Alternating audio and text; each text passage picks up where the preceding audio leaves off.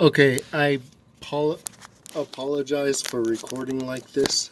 I know I hate when people record like this, but I can't get my phone in there if I don't. So anyways, just to show you, here's the front of the vehicle. I have it zoomed in, okay? I'll zoom out. Okay, so front of the vehicle, just going straight back. I have the AC compressor already backed off, and there is the crank sensor.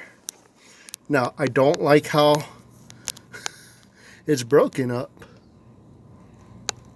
I don't like how that's all broken up.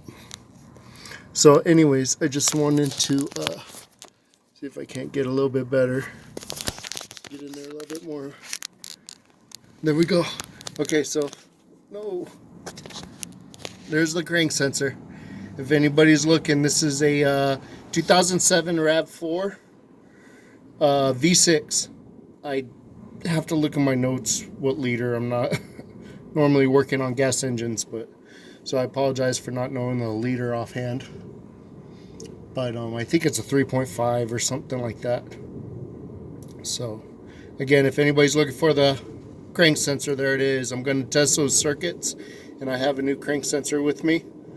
Issue is the vehicle will not start. So thank you.